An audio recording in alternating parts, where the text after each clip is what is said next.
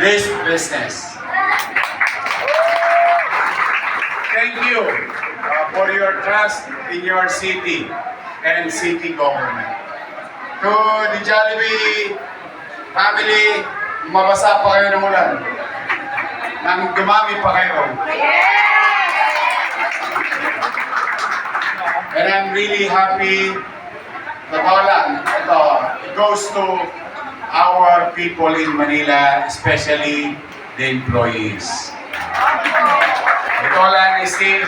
That's why Chichi and I, your Vice Mayor, really wanted to show in our own little way, to support businesses, small, medium, even large, to go and visit this kind of activities in our city so that maramdaman lamang ng mga naghahanap buhay sa Luzon na may kakampi silang syudad ng Maynila.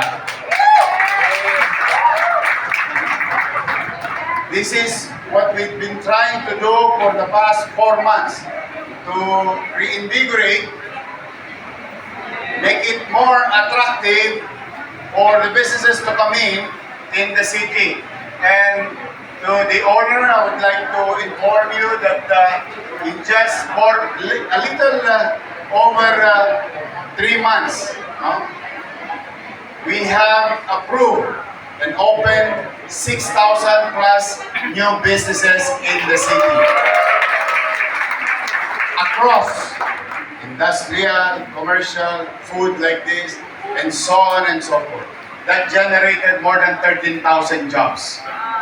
So that's why we're very happy today as your city government and in our own little way to support this initiative. So to the owner, rest assured, walang manggagambala sa inyong mga tolongges sa pamahalaan. Hanap buhay kayo, bayaran ninyo ang inyong obligasyon sa pamahalaan. That's it. Nothing more, nothing less. Now, I'm calling the attention of our employees. Uy, galingan ninyo, ha? Make us proud.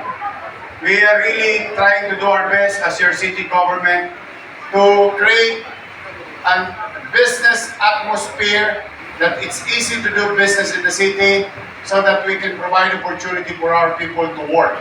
So that's why, isa lang ang hinihingi ko sa ating mga nagtatrabaho. Galingan ninyo, excel from your field of undertaking, create extra steps, extra mile, to support the business.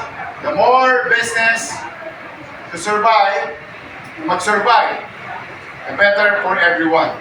So, congratulations, Jollibee. Jollibee Tayuman. Sana susunod na naman. Iba pang Jollibee sa buong Maynila. Paborito ko naman yung chicken nyo.